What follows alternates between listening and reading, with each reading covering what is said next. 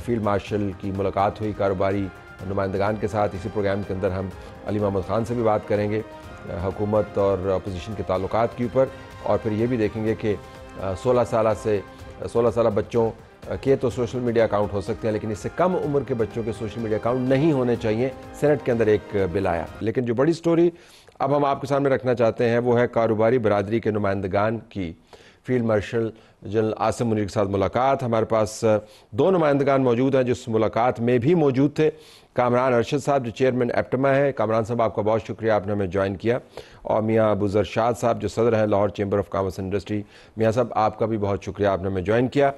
ज़रा मैं मियाँ साहब आपसे अगर बात का आगाज़ करूँ तो ये मुलाकात का ज़रा माहौल बताइएगा, और फिर मैं कामरान साहब से भी पूछूंगा, आपसे पूछूंगा कि मुलाकात के अंदर क्या डिस्कशन हुई, मुस्तकबिल का लाएमल क्या तैयार किया गया, लेकिन मुलाकात का माहौल बताइएगा, कौन कौन था, क्या क्या हो रहा था। सर बहुत शुक्रिया जी। मुलाकात में जी हमारे एप्टमा के चेयरमैन और हमारी कारोबारी शख्सियत गौहर एजाज साहब जिन्होंने ये सारी मीटिंग अरेंज कराई, SM तनवीर साहब जो हमारे फेडरेशन के पैटर्न इन चीफ़ हैं वो भी थे, हमारे फेडरेशन के प्रेसिडेंट शेख आतिफ इकराम साहब मौजूद थे, एप्टमा वाले मौजूद थे, काफ़ी चैम्बरों के सदूर मौजूद थे। सर मुख्तसर ये बात है कि हर बंदे ने जब अपनी स्टोरी, अपने प्रॉब्लम्स, अपने अपने चैम्बर के मसाइल बताए तो आई थिंक सो कि एज ए मुहिब वतन फील्ड मार्शल साहब ने हमारी बात को तकरीबन 2.5 घंटे तक सुना, और जो मुलाकात 2 घंटे के लिए तय हुई थी वो 3.5 घंटे तक चली गई।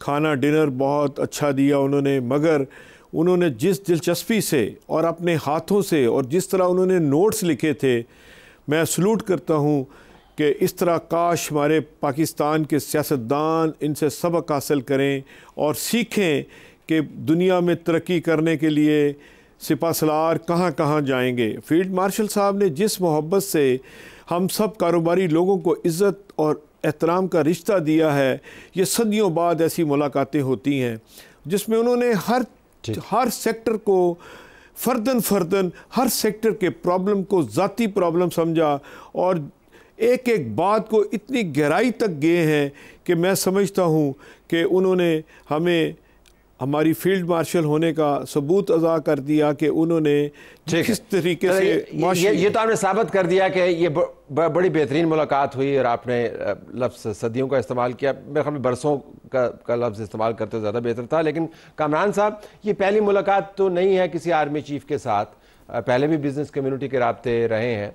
तो मैं आपसे जानना चाहूँगा कि एक ऐसा वक्त जब पाकिस्तान के मुआशी इशारिये निस्बतन बेहतरी की तरफ जा रहे हैं और इंटरनेशनल इंडोर्समेंट्स भी अवेलेबल हैं, और एक ऐसी जमात की हुकूमत है जो अपने आप को कारोबार फ्रेंडली जमात कहती है, तो इस मुलाकात से मज़ीद आप की क्या तवक्को है कि क्या निकले हकीकी तौर पर? गो हेड जी। बिस्मिल्लाहिर्रहमानिर्रहीम।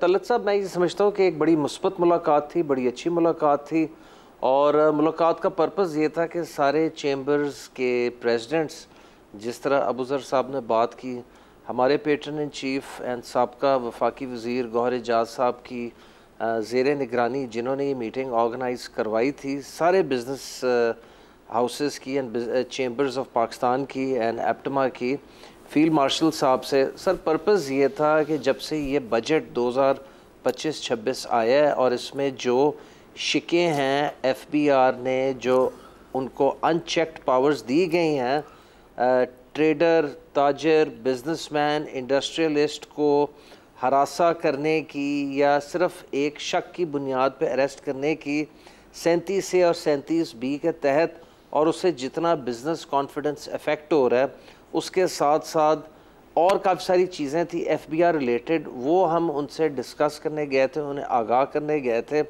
प्लस हम चीफ साहब को ये बताने गए थे कि बेशक मुल्क की एक्सपोर्ट एक नई सतह पे गई, मुल्क जो स्टॉक मार्केट है एक नई सतह पे है, आपकी रेमिटेंस भी $8 बिलियन से बढ़ के 38 पे चली गई है। लेकिन सर ऑन ग्राउंड रियलिटी ये है, बाहर से इन्वेस्टमेंट नहीं आएगी जब तक आपका अपना पाकिस्तानी बिजनेसमैन खुश ना हो, जब तक वो बैठ के इन पॉलिसीज़ का हिस्सा ना बने।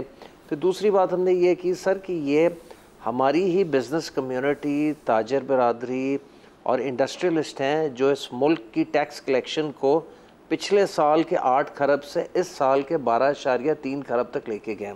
अगर आपने ये टैक्स कलेक्शन 13-14 खरब तक लेके जानी है, क्योंकि अगले बजट में आपने 14.3 खरब का टैक्स कलेक्शन का हदफ रख दिया, तो सर आपको बिजनेस कम्युनिटी को ऑन बोर्ड लेना है एंड उनको अंडरस्टैंड। अगर मैं आपसे पूछ पाऊँ कथा कलाम में, बिल्कुल सही, आपके जो जी बिल्कुल, आपके जो मामलात हैं वो आपकी तरफ से भी और चेम्बर्स की तरफ से भी सामने आते रहते हैं। मैं ज़रा आपसे सवाल करके यही सवाल मियाँ साहब के पास भी लेके जाऊँगा। कामरान साहब, आई एम आस्किंग यू, अब ये तो सारा मामला हो गया, तो आप क्या तवक्को करते हैं कि फ़ौज का सरबराह मुआशी मामलात में वो क्या करे? अब वो आपने बीडिंग उनको ब्रीफिंग दे दी, अब वो आगे आपके ख्याल में क्या करेगा जाके, या क्या करना चाहिए उनको? सर हमारा ख्याल ये है कि SIFC को इन्वॉल्व करके, एक तो मैं फील्ड मार्शल साहब की ये बात बहुत अप्रिशिएट करता हूँ कि उन्होंने बड़े सब्र से, बड़े तहम्मुल से कल हर पार्टिसिपेंट की बात ना सिर्फ नोट की, सुनी, उन्होंने बाकायदा नोट की एंड उन्होंने फिर हम सब की सुनने के बाद डायरेक्शंस जारी किए अपने इमीडिएट टीम को कि इनकी आप अर्जेंट बेसिस पे SIFC की ज़ेरे निगरानी GHQ में या SIFC के दफ्तर में मुलाकात करवाएं एंड जब तक ये मामला रिजॉल्व नहीं होंगे तब तक कोई चीज़ हिले ना, किसी बिजनेसमैन को, ताजर को, इंडस्ट्रियलिस्ट को बिल्कुल हरासा ना करें। मैं समझता हूँ सर ये हमारी मीटिंग की कल की बहुत बड़ी जीत है कि business confidence directly from the highest possible authority इस मुल्क में रिस्टोर हुआ है और हमें यकीन दहानी दिलाई गई है जो कि शायद हमें वज़ीर ख़जाना साहब या FBR नहीं कर पा रहे थे। अच्छा, ये जो हाईएस्ट अथॉरिटी है वो तो प्राइम मिनिस्टर नहीं है मियाँ अबू ज़र साहब? देखिए sir, highest authority prime minister है, नो डाउट। हमने लाहौर चैम्बर ने 4 लेटर प्राइम मिनिस्टर को लिखे कि जनाब प्राइम मिनिस्टर साहब हमें वक्त दें और हमारे पास तशरीफ़ लाएं। बात यह है कि जब मामला सर से गुज़र जाए, और आप भी समझते हैं आज की एक मीटिंग थी हमारी, प्राइम मिनिस्टर हमें लेके जाना चाह रहे हैं चाइना, तो ड्यूरिंग द मीटिंग हमारे SN इकबाल साहब वफाकी वज़ीर ने कहा कि टेक्सटाइल माफिया ने हमें पता है कि क्या पाकिस्तान को दिया है। सर जब आप किसी को माफियाज कहते हैं तो उसके रिजल्ट्स क्या निकलते हैं? आप कम अज़ कम अल्फाज का चुनाव तो ठीक करें। मैंने फिर उन्हें कहा आप सबसे बड़े माफिया हैं जो 40 साल से इक़्तिदार में बैठे हैं, 200 अरब डॉलर आप लोग पाकिस्तानियों का बाहर पड़ा है और 135-30 अरब डॉलर हमने IMF का देना है। और हैरानगी की बात है कि इस वक्त तक हम 100 अरब डॉलर जो है तकरीबन IPPs को फिक्स टैक्स की माद में दे चुके हैं, ना बिजली का यूनिट एक लिया। आपने कैसे मुआहदे किए हैं? और फिर मैंने उन्हें कहा कि तकरीबन 110 अरब डॉलर आप अंडर इनवॉइसिंग और स्मगलिंग के अकाउंट में और फकान ट्रेड में नुकसान कर चुके हैं। तो आपका 40 साल का तजर्बा कहाँ गया है? और ये बात सोशल मीडिया पे मैंने जब डाली तो मेरा ख्याल से लाखों व्यूअर्स ने थम का निशान भेजा कि शुक्र है कि कोई बंदा हुकूमत वक्त के सामने बात कर रहा है। तो मियां साहब इसके बाद तो नहीं लगता कि आप चीन जाएंगे, कि जा रहे हैं अभी भी चीन आप? सर चाइना हमें जाने का क्या फ़ायदा? पिछले स्टेप पे जब गए हैं प्राइम मिनिस्टर साहब, 125 इन्होंने एग्रीमेंट्स वहाँ MOU साइन किए, मगर 2-3 से ज़्यादा फाल ही नहीं हुए। बात यह है कि जब आपसे बात की जाती है कि बिजली क्या सेंट पे है, तो वो कहते हैं 4 सेंट में तो चाइना में है, आपके यहाँ 16 सेंट में है, जो 13 सेंट हो गई है। मार्कअप की बात करते हैं, वो कहते हैं हमारे यहाँ 3% मार्कअप है, आपके यहाँ पे 11% और प्लस 3% काइबर 14% है। सर एटमॉस्फियर नहीं है। आप हुकूमत सिर्फ अपने ज़ाती कामों के लिए हुकूमत बनी हुई है, ये बिज़नेस फ्रेंडली माहौल नहीं दे रही। अगर बिजनेस फ्रेंडली माहौल देंगे तो वो आगे चलेंगे ना। बिजनेस फ्रेंडली माहौल ना होता तो आर्मी चीफ साहब के पास, फील्ड मार्शल के पास हमें क्यों जाना पड़ता? हम मजबूर। कामरान साहब टुवर्ड्स द एंड अगर आप बताएगा कि ठीक है, हम समझ आ गए मियां साहब। कामरान साहब ये बताएगा कि ये जो मवाफिक माहौल है जिसके अंदर बिजली के मामलात भी हैं, इनपुट कॉस्ट हैं, टैक्स के इश्यूज हैं, जिसके अंदर FPN इन्वॉल्व है, मैं ज़रा उसकी प्रैक्टिकल शक्ल समझना चाहता हूँ। ठीक है, SIFC के तहत तो वो आपसे मुलाकात कर लेंगे, लेकिन FBR के मामलात, बिजनेस कम्युनिटी के साथ एंगेजमेंट के मामलात, तो यहाँ पर क्या फाइनेंस मिनिस्टर को नहीं होना चाहिए था आपके साथ बैठ के या आर्मी चीफ की मुलाकात में?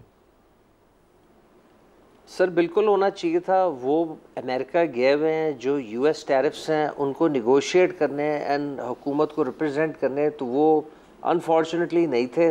वो भी हमने बात छेड़ी और उसमें भी हमें काफ़ी उम्मीद है कि अभी हाली दौरे के बाद जिस तरह पाकिस्तान के अमेरिका के रिलेशंस अच्छे हैं और अमेरिका का ट्रेड डेफिसिट पूरे ख़त्ते में पाकिस्तान से सबसे कम है। बांग्लादेश के साथ 6 बिलियन है, इंडिया के साथ 48 बिलियन है, वियतनाम के साथ 123 बिलियन है, चाइना के साथ 296, तो पाकिस्तान के साथ सिर्फ 3 बिलियन। तो मैं समझ रहा हूँ कि हम बड़े अच्छी और फेवरेबल पोजीशन में हैं। और उसके साथ साथ हमारा जो बिजली का नर्ख है वो 1 साल के अंदर 45 रुपये से गिर के 29.30 रुपये पे आया, लेकिन अब वो वापस 34-35 रुपये पे चला गया है। उसके लिए भी हमें पूरी एक पिछली गर्मियों में कैंपेन चलानी पड़ी और गालबन आपसे इस पर काफ़ी डिस्कशन भी हुई थी। आपने मुझे लिया था अपने शो में जी। हमने आपको बताया था कि कैपेसिटी पेमेंट्स की वजह से कितना नुकसान इधर सरमायाकार और एवरेज कंज्यूमर पे बोझ पड़ा है। ठीक, अच्छा अब बिल्कुल आखिर में अगर मैं आपसे 10-10 सेकंड में बात करूं तो कामरान साहब, अब आप मुतमईन हैं कि आपकी मीटिंग होगी और आपके जो मसाइल हैं वो हल हो जाएंगे? यस और नो में बताइएगा इस मीटिंग के बाद। यस सर, बिल्कुल मुतमईन है। अबूजर साहब आप फरमाइएगा। सर इंशाल्लाह ताला जिस तरह की fruitful meeting field marshal general Asim Munir साहब से हुई है, काश पाकिस्तान के तमाम वज़रा उनके पैटर्न पे चल पड़े तो मैं समझता हूँ कि पाकिस्तान बहुत आगे जा सकता है, बहुत पोटेंशियल मौजूद है। सिर्फ इनको एतमाद लेना पड़ेगा बिज़नेस कम्युनिटी को। ये जो कब्रिस्तान बना दिया टेक्सटाइल को, पॉलिसी बनाते वक्त कम अज़ कम पॉलिसी मेकर होने चाहिए और चारों सूबों से 4 सेनेट के चेयर जो सेनेटर हैं वो बिज़नेस कम्युनिटी के लीडर्स होने चाहिए। ये हमारी देखें, हम 14,000 अरब डॉलर 14,000 अरब रुपया बजट पूरा करने जा रहे हैं। माजरत के साथ हमारा एक भी नुमाइंदा वहां पे फेडरेशन का, कोई प्रेसिडेंट वहां पे सेनेटर नहीं है। 4 सीटें सेनेटर होने चाहिए, चारों सूबों 4 सेनेटर भी होना चाहिए। जी बिल्कुल, ज़ाहिर है इस मुलाकात के बाद तो कुछ भी मुमकिन है। तो आप दोनों का बहुत शुक्रिया।